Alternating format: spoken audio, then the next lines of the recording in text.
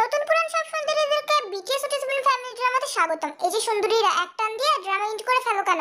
টানাটানি না করে পুরো ভিডিওটা দেখো। আর হ্যাঁ সুন্দরীরা, এই ভিডিওটা শুধুমাত্র বিনোদনের জন্য বানানো হয়েছে, সো বিনোদনকে বিনোদন হিসেবে নিবে। ধন্যবাদ এতক্ষণ ধরে আমার বকবক শোনার জন্য। গল্পটা শুরু হয় একজন ছেলেকে দেখিয়ে, যে কিনা অনেকগুলো ছেলেমেয়ের সাথে বসে আড্ডা দিচ্ছিল। এমন সময় তার বাবা কল দেয়। উফ, মিস্টার প্যারা কল দিয়েছে। ওনার জন্য কোনো কিছু শান্তিতে করতে পারি না। হন বেটা, বাপ কোনোদিন প্যারা হয় না। কাছে আছে তো এর লেগে মূল্য বুঝোস না। আমার মতো জন্মের পর থেকে বাপরে না পাইতি তাইলে বুঝতি কষ্ট কারে কয়। তোর এই ইমোশনাল কথা কোনোদিনই শেষ হবে না। আরে বেটা আমি ছাড় না সুগা, ওরে বুঝিয়ে কি লাভ আছে? সমস্যা কি পাপা? তুমি জানো তো আমি এই সময় আড্ডায় থাকি, তারপরও কেন বিরক্ত করো? শোনো আমার বিগড়ে যাওয়া বেয়াদব ছেলে, তোমার গ্র্যানির শরীর ভালো না। আমি তোমার গ্র্যানিকে দেখার জন্য গ্রামে চলে এসেছি। তুমি যেখানে যে অবস্থায় আছো সেই অবস্থায় তাড়াতাড়ি চলে আসো, না হয় তোমার অ্যাকাউন্টে আর কোনো টাকা ঢুকবে না। বাই। হোয়াট দ্য আঙ্কেল কি কইলো রে? গ্রামে যেতে হবে। গ্রামে যাবি ভালো কথা, হোয়াট দ্য ফার্মা শুরু করছিস কীর্তি? যা। আমি জানি গ্র্যানির কিছুই হয়নি। উনি নিশ্চয়ই গ্রামে কোনো মেয়ে রেখেছে আমার জন্য, তাই মায়ের নাম বিক্রি করছে। ছি জঙ্কুক ছি, তোর তো মন মানসিকতা দেখতেছি আমার থেকেও বেশি খারাপ। ও তো পুরোটাই খারাপ। তুই চুপ থাক। যখন কথা কন লাগে তখন তো কিছু কস না, খালি বয়ে বয়ে গিলস। তুই আমাকে এভাবে বলতে পারলি? আমি আরো কতভাবে কইতে পারি, কিন্তু এখন তোর থেকে বেশি জঙ্কুকের লগে কথা কওয়া দরকার। ইচ্ছে করছে কোথাও একটা চলে যেতে। জঙ্কুক এটা করবে না ওটা করবে না, এসব আর ভালো লাগে না। তোর কুম্বালা যেতে কইছে এখনই? তাইলে তুই এখনো বয়ে রইছিস কি লিগা? তাড়াতাড়ি যা। আমি বিয়ে করতে চাই না, কতবার বলবো? হিডই তো বিয়ে করবি কীর্তি, যদি সবকিছু তুই মাগনাই পাস। আমার কি দোষ? আমি কি বলি নাকি আমার কাছে আসো? ওরাই তো নিজে থেকে এসে গাইড হলে পড়ে। ওরা পড়লে পড়বো, তুই ধরবি কি লিগা? ভাজা ইলিশ যদি নিজে থেকে সামনে হাজির হয়, কে এবার লোভ সামলাতে পারে বল? পুরুষ মানুষ আমি, বুঝতে হবে। হ্যাঁ, দুনিয়ার মধ্যে তুই খালি একলাই পুরুষ মানুষ, আর কেউ নাই। আমি তো সেটা বলিনি, শুধু এটাই বুঝিয়েছি যেখানে নারী থাকবে সেখানে পুরুষ আটকাবেই। আমি দেখাই না, তাহলে কি আমি পুরুষ না? সন্দেহ আছে জঙ্কুইকা? আচ্ছা শোন, আমি গ্রামে যাচ্ছি, তোরা একটু চোখ কান খোলা রাখিস। বলে জঙ্কুক গ্রামের উদ্দেশ্যে রওনা দেয়। এখন চলো নায়কের পরিচয় পর্বটা শেষ করে নেই। উনি হলো জেহব চৌধুরী, অনেক বড় মাপের বিজনেসম্যান। ওনার সম্পত্তির পরিমাণ কত তিনি নিজেও জানে না। আর এ হলো জঙ্কুক চৌধুরী, বড়লোক বাপের বিগড়ে যাওয়া একমাত্র সন্তান। পড়াশোনা শেষ, এখন শুধু একটাই কাজ, বসে বসে বাপের কামানো কষ্টের টাকা জায়গায় অজায়গায় নষ্ট করা। জঙ্কুকের মা ওর জন্মের সময় মারা যায়, ফলে বড় হয় ছোট খালা আয়ুর কাছে। তার জন্য ৯৯টা মেয়ে রেখেছে জেহব, কিন্তু জঙ্কুকের কোনো মেয়েকেই পছন্দ হয়নি। প্রতিটা মেয়ের দোষ এটা সেটা দেখিয়ে এই পর্যন্ত এসেছে। তাই জেহব এবার নিজের গ্রামে মেয়ে দেখাবে বলে জঙ্কুককে মিথ্যে বলে আনাচ্ছে। এবার চলো গল্পে ফিরি। হ্যাঁ গো ঘন্টু সোনা, অবশেষে তুমি আসলে। গ্র্যানি, তুমি তো দেখছি ঠিকই আছো, তাহলে পাপা যে বললো তোমার শরীর ভালো না? কি বলেছি আমি সুস্থ? মনের ভিতরে অনেক বড় রোগ বাসা বেঁধেছে। ডাক্তার বলল তোমাকে ছাড়া নাকি সারবে না, তাই তো ছেলেকে বললাম তোমাকে ডেকে আনতে। দেখা হয়েছে শান্তি, এবার আমি যেতে পারি? এসেছো যখন এখানে একটা মেয়েকে দেখে যাও। মেয়েটা অনেক ভদ্র আর লক্ষ্মী, আশা করি তোমার পছন্দ হবে। জানতাম আপনি এমনটাই করবেন। বিয়ে শাদী কি জীবনে করবে না? কি দরকার নিজের বাপের টাকা অন্যের মেয়েকে খাওয়ানোর? এখন যে মেয়েগুলোকে খাওয়াচ্ছ তারাও কিন্তু অন্যের মেয়ে, তবে পার্থক্য শুধু এটাই, ওদের হারামভাবে খাওয়াচ্ছ আর বিয়ে করে বউকে হালাল ভাবে খাওয়াবে। আপনার সাথে কথা পারবো না, বলুন কাকে দেখতে যেতে হবে? হ্যাঁ গো ঘন্টু সোনা, আমার সাথে চলো, আমি নিয়ে যাচ্ছি। এরপর দাদি জঙ্কুককে মেয়েটার বাড়িতে নিয়ে আসে। এবার চলো নায়িকার পরিচয়টা জেনে নেই। এই হলো তে, আজকের গল্পের নায়িকা। মেয়েটা নানা বাড়ি থাকে, বাবা মা কেউ নেই। মামা মামির কাছে বড় হয়েছে, বয়স 15, তবে খুব শান্ত, কথা কম বলে আর বুঝেও কম। যে যা বলে তাই মেনে নেয়। বলতে গেলে নিজের সিদ্ধান্ত নিজে নেওয়া বা নিজের হয়ে কথা বলা এখনো শিখেনি। মামা মামি তেমন কিছু শিখায়নি, অন্যের মেয়েকে নিজেদের কাছে রেখে বড় করেছে, এটাই অনেক। তবে কখনো খারাপ ব্যবহার করেনি। ওনাদেরও একটা মেয়ে আছে, নাম জিমিন, তার বয়স 16, কিন্তু তের থেকে অনেক চালাক। থেকে সিম্পল ভাবে সাজিয়ে জঙ্কুকের সামনে আনা হয়। দেখো বাবা, আমগো মাইয়ের পছন্দ হয় কিনা? যদি কিছু মনে না করেন তাহলে আমি ওর সাথে একান্তে কিছু কথা বলতে চাই। একলা ঘরের মধ্যে? না, আসার সময় আপনাদের বাড়ির সামনে একটা সুন্দর জায়গা দেখে এসেছি, যদি অনুমতি দেন তাহলে সেখানে গিয়ে কথা বলতে চাই। একটা সমস্যা নেই, তুই অরে লইয়া আমগো নতুন বাড়ির সামনে যা তো। আচ্ছা মামি। তে জঙ্কুককে নিয়ে নতুন একটা বাড়ির সামনে আসে। নাম কি তোমার? তে। তোমাকে যে বিয়ে দিতে যাচ্ছে সেটা তুমি জানো? জি। তোমার না করতে ইচ্ছে করছে না? না, ওনারা আমাকে ছোট থেকে বড় করেছে, আমার ভালো ওনারা ছাড়া আর কি চাইবে? তোমার তো এখন হেসে খেলে বেড়ানোর কথা, বিয়ে করতে যাচ্ছ কেন? বললামই তো, মামা মামির কথার উপরে আমার কোনো কথা নেই। প্রেম করো? প্রেম আমি জীবনে একটাও করিনি। নানি বলেছে ভালো মেয়েরা নাকি প্রেম করে না।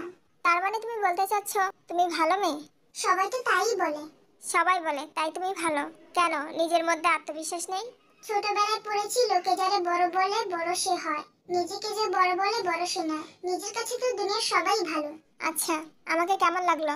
সত্যি বলতে আপনি দেখতে খুব সুন্দর, যেমনটা আমি ভাবতাম। তুমি না প্রেম করো না, তাহলে কি ভাবতে? আমার ভবিষ্যৎ স্বামী কেমন হবে সেটা ভাবতাম। তুমি চাইলে ফ্রি মাইন্ডে আমার সাথে কথা বলতে পারো, লাইক তোমার আপন মানুষের মতো। সত্যি আপনি কিছু মনে করবেন না তো? একদমই না, তুমি বলো।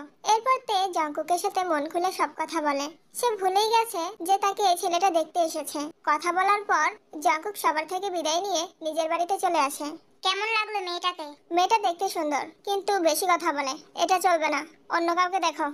100 নম্বর মেয়ে এটা। তোমার কোনো ধারণা আছে এই ব্যাপারে? আমার মনের মতো না হলে 100 কেন, 1000 মেয়ে দেখালেও লাভ হবে না। কেমন মেয়ে চাই তোমার বলো, কুমারকে ডেকে মাটি দিয়ে বানিয়ে দিতে বলবো। মিথ্যা চেষ্টা কেন করছো পাপা? আমি এখন বিয়ে করব না, সেটা কেন বুঝতে চাইছো না তুমি? 27 বছর হয়ে গেছে তোমার, কয়েক মাস পর 28 হয়ে যাবে। এই বয়সে 2-3টা বাচ্চা সবারই থাকে, আর তুমি কিনা বলছো বিয়ে করবে না। আজকের মেয়েটার বয়স 15, আমার সাথে বয়সের অনেক গ্যাপ। কিভাবে ভাবলে ওকে আমি বিয়ে করব? হ্যাঁ গো ঘুরতে শোনা, তোমার দাদা যখন আমাকে বিয়ে করেছিল তখন আমার বয়স ছিল মাত্র 13, আর তোমার দাদার ছিল 30। কই আমাদের তো কোনো সমস্যা হয়নি। তুমি আর কথা বলো না দুষ্টু বুড়ি। সবই যে তোমার কুবুদ্ধি সেটা আমার বুঝতে বাকি নেই। এভাবে কেন বলছো ভন্ড শোনা, মানে ঘুরতে শোনা? আমরা কি তোমার খারাপ চাই নাকি? এত ভালো চাওয়ার দরকার নেই তো। যদি বিয়ে করাই লাগে তাহলে চলো তোমাকে বিয়ে করে ফেলি, এতে সবারই লাভ হবে। আরে মা, এগুলো কি বলে ঘুরতে শোনা? আগের জন্মে তো ছোট বলে আমাকে বিয়ে করতে চাওনি, এখন তো নিজের ইচ্ছেতে করতে চাচ্ছ। ঘটনা কি? কি করব বলো? পাপা কি পরিমাণে প্যারা দিচ্ছে বিয়ে নিয়ে জানো তুমি? শেষবারের মতো বলছি, এখন বিয়ে না করলে তোমাকে আমি ত্যায্যপুত্র করে দেব। জঙ্কুক কথাটা শুনে রেগে ঢাকাতে চলে আসে। আর যে হোক মেয়েটার বাড়িতে গিয়ে বলে আসে।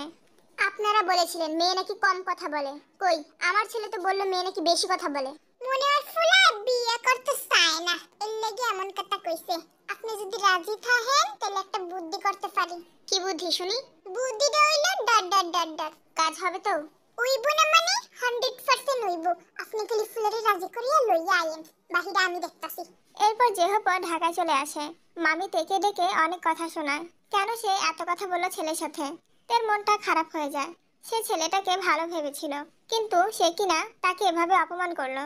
মামির সাথে এটাও বলে ছেলে নাকি তাকে বিয়ে করবে না বলে চলে গেছে। অন্য একজনের সাথে তার বিয়ে ঠিক করা হয়েছে। তে চুপচাপ সে বিয়েতে রাজি হয়ে যায়। যথাসময়ে জঙ্কুক আর তের বিয়ে হয়ে যায়। কিন্তু তে জানতে পারে না তার বিয়ে জঙ্কুকের সাথেই হয়েছে। তাকে অন্য একটা ছেলেকে দেখিয়ে বলা হয় এটা তার স্বামী। ছেলেটার নাম ইয়োনো, পাশের গ্রামের মেম্বারের ছেলে। রাত প্রায় 8টা। জঙ্কুক বিয়ে করে দাদির কাছে চলে যায়। আর ছেলেটা তেকে নিয়ে একটা পুরনো বাড়িতে ওঠে। পুরো বাড়িটা টিন দিয়ে বেড়া দেওয়া। রাস্তার সাথে হওয়ায় অনেক শব্দ হয় সেখানে। তে বাড়িতে পা রেখে বুঝতে পারে এটা কোনো মেম্বারের বাড়ি হতেই পারে না। তাও সে নিজেকে সামলে নেয়। তার স্বামী নিজে নিয়ে এসেছে এখানে, সে কি বলবে। ছেলেটা জুতা খুলে বাড়িতে ঢুকে তেকে বলল 1 গ্লাস পানি দিতে। তে পানি কোথায় পাবে জিজ্ঞাসা করতেই পাশের একটা ঘর দেখিয়ে দিল ছেলেটা। তে সেখান থেকে 1 গ্লাস পানি এনে ছেলেটাকে দেয়। তোমার এখানে থাকতে সমস্যা হবে না তো? এটা আমার স্বামীর বাড়ি, ওনার এখানে সমস্যা না হলে আমার কেন হবে? তুমি জানো আমি কে? কয়েক ঘন্টা আগে কবুল করেছি আপনাকে, জানবো না কেন? কবুল বলার সময় তো আমাকে দেখোনি, তাহলে কিভাবে শিওর হচ্ছ যে আমি তোমার স্বামী? মামা মামি আমাকে কখনো ঠকাবে না, সেটা আমি জানি। শুনলাম আমার আগে একজন তোমাকে দেখতে এসেছিল। সে নাকি তার বাবাকে বলেছে তুমি বেশি কথা বলো, তাই তোমাকে বিয়ে করবে না বলে চলে গেছে। সেই ছেলের প্রতি তোমার কোনো রাগ বা ক্ষোভ আছে? আপনার সাথে আমার বিয়ে হয়ে গেছে, তার মানে অন্য পুরুষ আমার জন্য এখন হারাম। তাদের নিয়ে কথা বললেও আমার পাপ হবে। আমি অনুমতি দিচ্ছি, বলো। ওনার যা মনে হয়েছে তাই বলেছে। এখানে রাগ ক্ষোভ থাকার কোনো কথাই নেই, তবে আমার খারাপ লেগেছে। তাছাড়া মামা মামিকে অনেক কথা শুনতে হয়েছে আমার জন্য। আচ্ছা চলো তোমাকে পুরো বাড়িটা ঘুরে দেখাই। ইয়েনো থেকে সবটা বাড়ির ভেতর বাহির যা আছে সবকিছু ঘুরে দেখায়। বাড়িতে তেমন কোনো আলো নেই। হালকা পাতলা আলোতে বাড়িটা দেখে যা বোঝা গেল এটা একটা কৃষকের বাড়ি। গরুর গোয়াল থেকে শুরু করে হাঁস মুরগির ঘর সবই আছে, শুধু প্রাণীগুলোই নেই। যেন ওরা আসবে বলে বাড়ির মালিক ওদের নিয়ে চলে গেছে। তে তারপরও কিছু বলল না, সারা রাত কাটিয়ে দিল। ইয়েনো একটা দরকারি ফোন করবে বলে সে যে চলে গেছে আর আসেনি। তে মনে ভয় নিয়ে রাত পার করলো।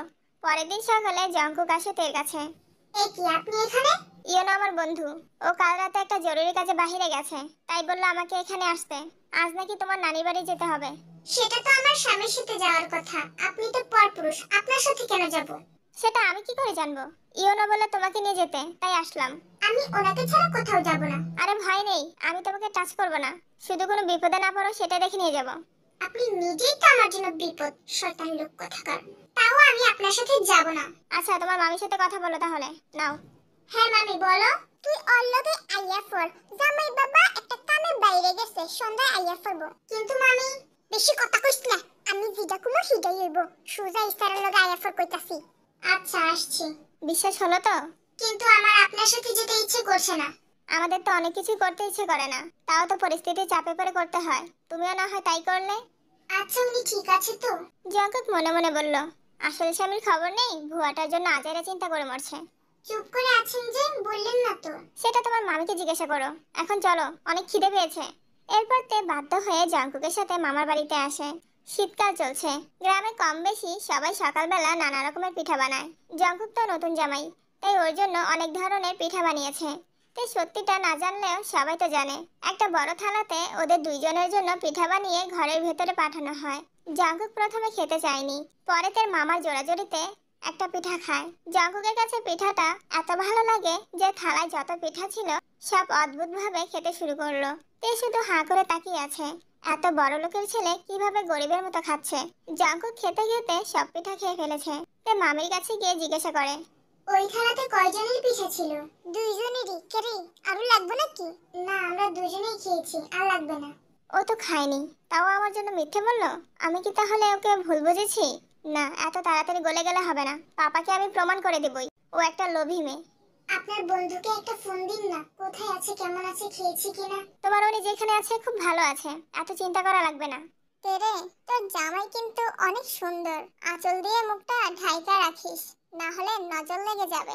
পরের জিনিসে আমি নজর দিই না, তাই তোরাও আমার জিনিসে নজর দিবি না। সুন্দর জিনিসে নজর দিতে হয় না, এমনিতেই চলে যায় নজর।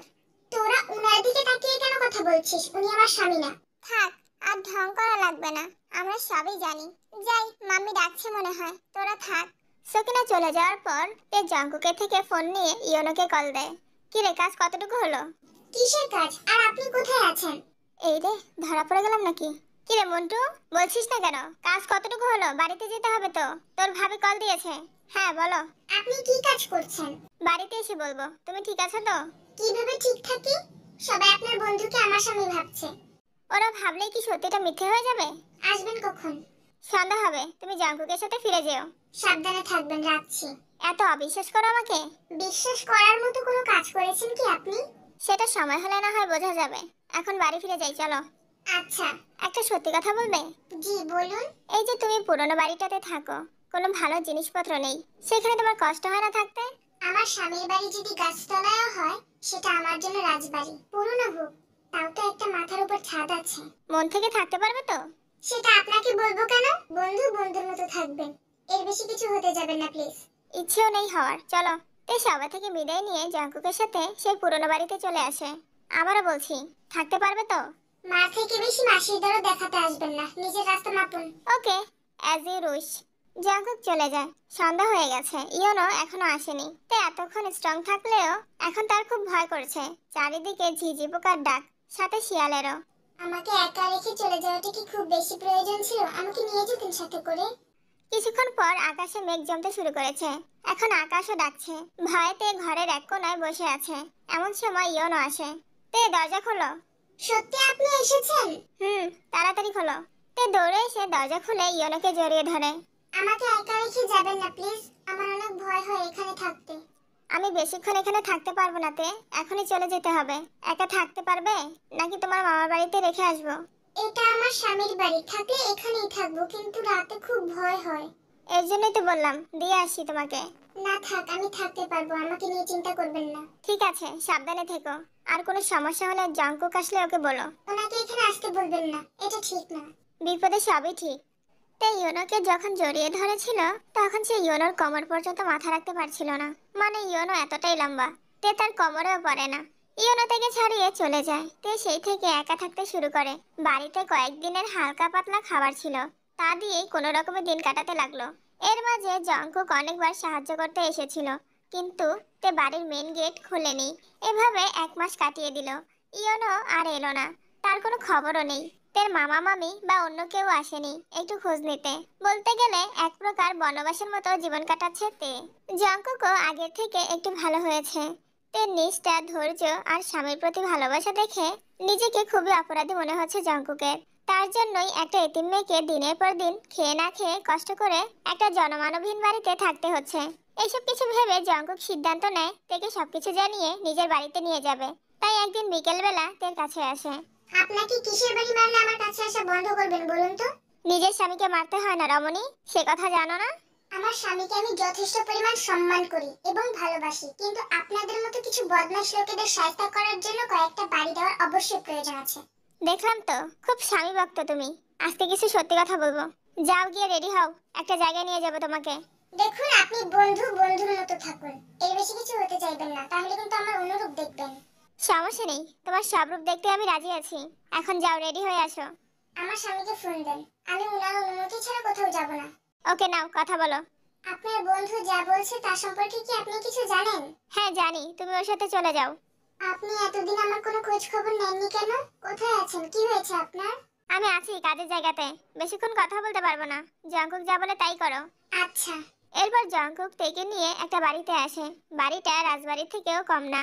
তে হাঁ করে তাকিয়ে আছে। এর আগে কখনো এমন বাড়ি দেখেনি সে। মুখটা বন্ধ করো, মশা ঢুকবে তো। এই বাড়িটা কার? আমার পাপার। এখানে কেন নিয়ে এসেছেন আমাকে? তোমার শ্বশুর বাড়িতে তুমি আসবে না তো কে আসবে? ফালতু কথা বলবেন না, আমার শ্বশুর বাড়ি এটা কখনোই হতে পারে না। হ্যাঁ এটা ঠিক, আপনি আমাকে দেখতে গিয়েছিলেন, কিন্তু পরে বিয়ে করবেন না বলে না করে দিয়েছিলেন। তাহলে কিভাবে এটা আমার শ্বশুর বাড়ি হয়? আচ্ছা, সেদিন রাতে তোমার সাথে যার বিয়ে হয়েছিল তাকে তুমি দেখেছো? হ্যাঁ দেখেছি। কখন দেখেছো, বিয়ের আগে না পরে? বিয়ের পরে। না দেখে যাকে কবুল করেছো সে তো অন্য কেউ হতে পারে। অন্য কেউ কেন হবে? আমার পরিবার দেখে শুনে ওনার হাতে আমাকে তুলে দিয়েছে। যদি বলি তোমার পরিবার তোমাকে ঠকিয়েছে তখন? যদি আমার পরিবার আমাকে ঠকিয়ে থাকে তাহলে কোনো সমস্যা নেই, কারণ তারা আমার পরিবার। আচ্ছা, যদি বলি তোমার স্বামী তোমাকে ঠকিয়েছে তখন? সে আমার স্বামী, আমি ভুল করলে আমাকে শাস্তি দিতে পারে, এটাকে ঠকানো বলে না। ওকে, সেটা না হয় বাদ দিলাম। যদি এটা বলি তোমাকে পরীক্ষা করার জন্য এতদিন সেই পুরনো বাড়িতে ফেলে রাখা হয়েছিল, তাহলে কি তোমার স্বামীকে তুমি শাস্তি দেবে না? অপরাধী বলে দূরে সরিয়ে দিবে না? কখনোই না। আমার স্বামীর অধিকার আছে আমাকে পরীক্ষা করার। সারা জীবন যার সাথে থাকবে তাকে পরীক্ষা করে নিবে না? সত্যি বলছো? তোমার স্বামীকে তুমি অপরাধী বলে দূরে সরিয়ে দিবে না তো? কখনোই না। কথাটা মাথায় রেখো, পরে কিন্তু নিজের মত পাল্টিয়ে ফেলো না। আপনি কি বলতে চাইছেন? এটাই যে ইয়োনো না, আমি তোমার স্বামী। সেদিন আমার সাথেই তোমার বিয়ে হয়েছিল। আমি ভেবেছিলাম তুমি একটা লোভী মেয়ে, আমাদের টাকা পয়সা বাড়ি গাড়ি দেখে তুমি বিয়ে করতে রাজি হয়েছো। পাপার কাছে তোমাকে লোভী প্রমাণ করার জন্য এতদিন ওই বাড়িতে রেখেছিলাম। ইয়োনো যতবার তোমার কাছে গিয়েছিল ততবারই ওর সাথে আমি ফোনে ছিলাম। তুমি যা বলেছো, ইয়োনো যা বলেছে সবই শুনেছি আমি। পাপার কথা মিথ্যে প্রমাণ করতে গিয়ে আমি নিজেই তোমার নিষ্ঠা, ভদ্রতা, আচার আচরণ আর ধৈর্যের প্রেমে পড়ে গেছি। আমি সিদ্ধান্ত নিয়েছি তোমার সাথে সারা জীবন থাকবো। শুনেছি আপনাদের অনেক টাকা আছে, আর টাকা বেশি হলে মানুষ কত কিছু করতে পারে। তো আপনারা কি কোনো নাটক বা সিনেমা বানাতে চাচ্ছেন, যার শুরুটা আমাকে দিয়ে করলেন? আমি তোমাকে আগেই বলেছিলাম যদি তোমার স্বামী কোনো অপরাধ করে তাকে তুমি অপরাধী বলে দূরে সরিয়ে দিবে কিনা, কিন্তু তুমি বলেছিলে কখনোই না। তাহলে এখন কেন সুর পাল্টাচ্ছ? এমনটা করা কি স্বাভাবিক নয়? আজকে আমি এতিম বলে আমাকে এভাবে সবাই মিলে ঠকিয়েছেন। যদি আমার বাবা মা বেঁচে থাকতো তাহলে হয়তো কেউ এইভাবে আমাকে ঠকাতে পারতো না। দিনের পর দিন ওই পুরনো বাড়িতে একা একা খেয়ে না খেয়ে পড়েছিলাম। বিশ্বাস ছিল আমার স্বামী আমাকে কখনো ঠকাবে না। সে আমার সুখের জন্য দূরে কাজ করতে গেছে। সেই বাড়িতে আমার এক একটা রাত, এক একটা দিন বছরের মতো কেটেছে। মামা মামির কাছে গেলে তারা কথা শোনাতো, তাই ওনাদের বাড়িতেও যাইনি। পড়েছিলাম ওই বাড়ির এক কোণে। কিন্তু এখন কি শুনতে হচ্ছে, আমার স্বামী নাকি পাল্টে গেছে। নাটক করানোর জন্য কি আমাকেই পেলেন? আমাদের গ্রামে তো আরো অনেক মেয়ে ছিল, তাদেরকেও নিতে পারতেন। সবসময় কষ্টের জন্য আমাকেই কেন বেছে নেওয়া হয়? মামা মামি সবসময় বলতো আমি জন্ম নিয়েছি বলে আমার বাবা মা এই পৃথিবী ছেড়ে চলে গেছে। অপয়া, পোড়ামুখী, আরো কত রকমের কথা শুনতে হয়েছে। ভেবেছিলাম ভবিষ্যতে হয়তো আমার জীবনে একটা সঠিক মানুষ আসবে, যার কাছে আমার সকল কষ্টের কথা বলবো। কিন্তু আমি এখানে ঠকে গেলাম। আপনার কি মনে হয় আমি এখনো বেঁচে আছি? দেখোতে, তুমি এভাবে বলো না। আমি তো বিয়ে করতে চাইনি কখনো। তুমি হয়তো জানো না, তোমার আগে আমাকে আরো 99টা মেয়ে দেখানো হয়েছে। তারা যে সবাই অভদ্র ছিল এমনটা না, কিন্তু আমি পাপার কাছে সবসময় তাদের নামে উল্টাপাল্টা কথা বলেছি যেন পাপা আমাকে বিয়ে না করায়। কিন্তু তোমাকে যখন দেখতে এসেছিলাম তোমাকে পছন্দ হয়েছিল, তবে মনের মধ্যে একটা আশঙ্কা ছিল, তুমি যদি অন্য মেয়েদের মধ্যে লোভী হও তখন আমার কি হবে? পাপার সম্পত্তির উপর কম বেশি সবারই নজর আছে। কখন কিভাবে তারা আমার পাপাকে ফাঁদে ফেলে দিবে আমরা কেউই বুঝতে পারবো না। আমার মা মারা যাওয়ার পর খালার কাছে মানুষ হয়েছি। তিনি কখনো আমাকে কোনো কাজে বাধা দেয়নি, স্বাধীনভাবে বড় করেছে। আর এই স্বাধীনতা পেয়ে আমি বিপথে চলে গেছি। যখন যা চেয়েছি তাই পেয়েছি। বলতে গেলে টাকার কারণে বিবেক বুদ্ধি হারিয়ে ফেলেছি। কিন্তু তোমার ধৈর্য দেখে, আপন মানুষের উপর অগাধ বিশ্বাস দেখে আমার নিজের কাছে নিজেকে অপরাধী মনে হচ্ছিল, সাথে কষ্ট। যদি পারো আমাকে ক্ষমা করে দাও, আর না পারলে তুমি যা শাস্তি আমাকে দিবে আমি তাই মেনে নেব। এতদিন যাকে স্বামী হিসেবে জানতাম তাকে নিয়ে আসুন, আমি তার সাথে কথা বলতে চাই। এরপর জাংকুক ইয়োনোকে তার সামনে আনে। মূলত ইয়োনো জাংকুকের বন্ধু ছিল। বন্ধুকে সঠিক পথে আনার জন্য সেও এই নাটকে যোগ দিয়েছে। ইয়োনো সামনে আসার পর আমি সত্যিটা জানতে চাই। ইয়োনো শুরু থেকে শেষ পর্যন্ত সব কথা বলল। তে আর কিছু না বলে জেহুবকে বলল, চাচা, আমাকে একটু আমার মামার বাড়িতে দিয়ে আসবেন? কেন মামনি, তুমি কি আমার ছেলেকে ক্ষমা করতে পারোনি? দেখো, এখানে আমার ছেলের কোনো দোষ নেই, সব আমার দোষ। প্লিজ আমাকে একবার বাড়িতে দিয়ে আসুন, আমি এখানকার রাস্তাঘাট চিনি না। জেহুব তার মনের অবস্থা বুঝতে পেরে তাকে তার নানা বাড়িতে দিয়ে আসে। তে বাড়িতে এসে চুপচাপ বসে থাকে আর ভাবে এটা কি তার সাথে হওয়া খুব বেশি দরকার ছিল। একদিন বিকেলবেলা তে নতুন বাড়ির মধ্যে বসে কান্না করছিল। তার বাবা মার কথা অনেক মনে পড়ছে। এমন সময় তার মামাতো বোন জিমিন তের কাঁধে হাত রাখে। কি হয়েছে তোর, কাঁদছিস কেন? আপু, তুমি তো সবই জানো, আমার সাথে এমনটা হওয়ার কি খুব বেশি দরকার ছিল? হয়তো ছিল, কপালে লেখা কি তুই মুছে ফেলতে পারবি? আমার কপালে কেন এসব লিখতে হলো? আরে পাগলি, তুই শুধু কষ্টের দিনের কথাগুলো চিন্তা করছিস কেন? তোর ভবিষ্যৎ কতটা সুন্দর সেটা চিন্তা কর। কত বড় বাড়ির বউ হয়েছিস, তাও আবার একমাত্র ছেলে, কোনো অংশীদার নেই। যা আছে সবই তো তোর। আমাকে দেখ, গ্রামের একটা মুফিজ আসলো না আমাকে বিয়ে করতে। বড় বাড়ি, দামি গাড়ি আর টাকা পয়সা দিয়ে কি সব হয়? হ্যাঁ হয়। 1 মাস তো পুরোনো বাড়িতে ছিলি, দেখলি না টাকা পয়সা ছাড়া কত কষ্ট করে থাকতে হয়। আমার ভালো লাগছে না আপু, এখন আমি কি করব? কান্নাকাটি বাদ দিয়ে নিজের জীবন সুন্দর করে সাজাবি। আমি এটা কখনোই পারবো না, আমাকে এভাবে কেন ঠকালো? না পারলে আর কি করবি, বসে বসে কান্না কর, আমি যাই। জিমিন যাওয়ার সময় একজনের সাথে ধাক্কা লাগে। ওই ক্যাডারে আমার ধাক্কা মারলি? কানা শালা না শালি, চোখে দেখোস না? আমি না হয় চোখে দেখি না, আপনি তো দেখছি 4 চোখ দিয়েও দেখেন না। একটা জলজন্ত মেয়ের সাথে ইচ্ছে করে ধাক্কা খেলেন। নির্লজ্জ মূর্খ ছেলে কোথাকার। আমি নির্লজ্জ, কাপড় চোপড় ছাড়া রাস্তাঘাটে আটতাছি। তোমার কোনো সমস্যা আছে? ছি, কি অশ্লীল কথাবার্তা। বেশি পাকনামি করলে আমি চিৎকার করে গ্রামের মানুষকে ডেকে আপনাকে ধোলাই খাওয়াবো। তুমি আমারে ধুলাই খাওয়াইবা? সমস্যা নাই, আমি তোমারে আমার মায়ের রান্না খাওয়াবো। এই পাগল নাকি আপনি? হ্যাঁ, তোমার জন্য নিব্বি জানেমান। অসভ্য লোক, পাবনা থেকে দড়ি ছিঁড়ে পালিয়ে এসেছেন নাকি? পাবনা থেকে দড়ি ছিঁড়া না পালাইলে তোমার মতো সুন্দরীরে পাইতাম কেমনে কও? আপনার পোশাক আশাক দেখে বোঝা যাচ্ছে শহরের শিক্ষিত বান্দর, কিন্তু আপনার মুখের ভাষা এমন কেন, একদম জঘন্য। বান্দর কবি না, আমি যথেষ্ট পরিমাণ ভদ্রঘরের ভদ্রপোলা। তো কার সাথে এসেছেন এই গ্রামে? জঙ্কুকরে নিশ্চয়ই চিনো। চিনবো না কেন, চিটার একটা। আপনি সেই চিটারে কিছু হন নাকি? জঙ্কুকের জানের জিগার বন্ধু আমি। তার মানে চিকন চিকন বুদ্ধিগুলো আপনি ওনাকে দিয়েছিলেন, তাই না? আরে দূর, এসে বাজারে বুদ্ধি আমি কাউরে দেই না। ওই কইতে যে এই বুদ্ধি পাইছে কে জানে, আমি নিজেই তো অবাক হয়ে গেছি। ওর মতো বলাই এমন বুদ্ধি করতে পাইলো।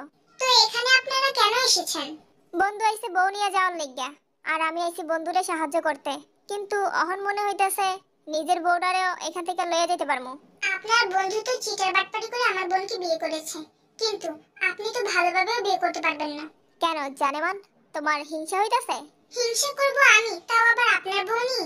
তো কারে নিয়ে করতে চাও, আমার পোলা মেয়েরে? আপনার মতো পাগলের সাথে কথা বলাটাই আমার ভুল হয়েছে, শুনুন তো। এদিকে জাংকুক তার মামার বাড়ির আশেপাশে ঘুরঘুর করতে লাগলো, শুধু এক নজর তেকে দেখার জন্য। হঠাৎ করে হাত ধোয়া পানি জানালা দিয়ে জাংকুকের গায়ে এসে পড়লো। শুধু তোমার জন্য তে, আজকে আমার গায়ে নোংরা পানি। দিস ইজ নট ফেয়ার অভিমানী রমণী। একবার তোমাকে আমার কাছে পাই, এরপর সবকিছুর হিসেব আমি কাল্লা ইমোজির মতো একসাথে নিব। কেটে গেল অনেক দিন। জাংকুক এখন গ্রামেই আছে। তের সাথে একবারও কথা বলতে পারেনি।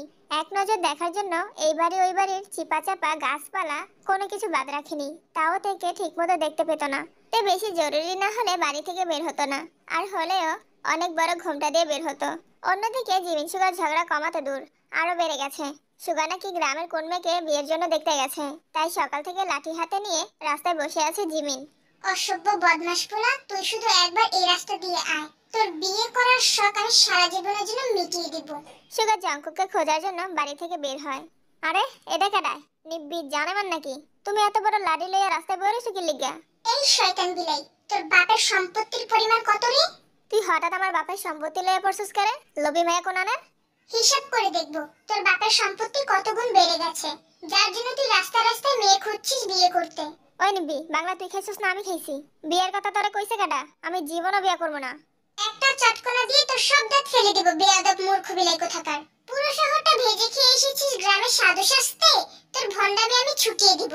কিরে নিব্বি, তোর মা সকালবেলা তোরে নাস্তা খাওয়ায় নাই? এমনি চেতে রেছিস কেরে? তুই আমার সাথে এতদিন রং ঢং তামাশা করে এখন অন্য বেটিকে বিয়ে করতে চাচ্ছিস? তোরে এত বড় মিছা কথাটা কইছে কেডা হিডা ক? কে আর বলবে, গ্রামের মেয়েরা বলেছে। তোকে গ্রামের মাইয়াগুলা বুঝছস এক একটা বেয়াদব আর সুন্নি। কি চুরি করেছে তোর? আর কইস না, ওই দিন বাসার টাঙ্কির মধ্যে পানি আসিল না, পরে গাঙ্গে গেছিলাম গোসল করতাম, যে আমি পানির মধ্যে নেমে ডুব দিছি আর উঠছি, ওমা উফরে তাকায় দেখি আমার কোনো জামা কাপড় কিচ্ছু নাই।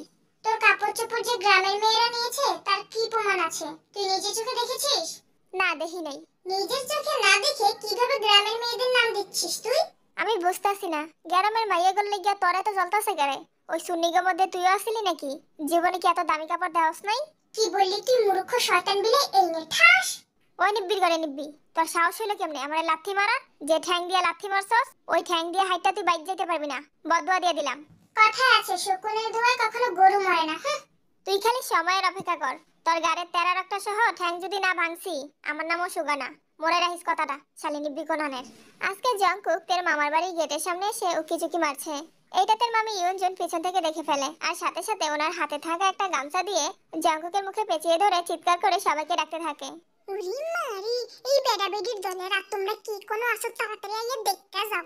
এই সুর গোলামের ফুটে প্রত্যেকদিন আমার বাইক থেকে এই ডাহিটা চুরি করে লইয়া যায়গা। আজকে আমি এই সুরের দৌড়ছি, সবাই মিল্লা ইচ্ছা মতো দুরুম দুরুম মাইর দাও, যেন আর কোনোদিন আমগো বাই চুরি করতে না পারে।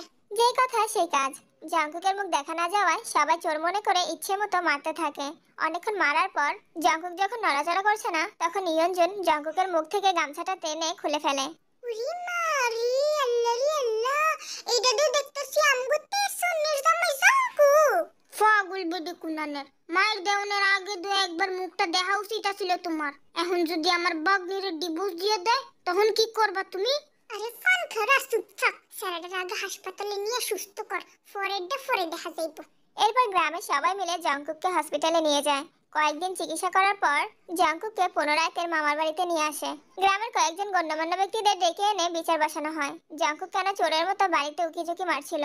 যখন সবাই জানতে পারে জঙ্কুক তাকে দেখার জন্য এমনটা করেছে, তাই তাকে বেশি শাস্তি দেওয়া হয় না, শুধু বলা হয় 1 মাস গ্রামের কৃষকদের মতো জীবনযাপন করতে হবে।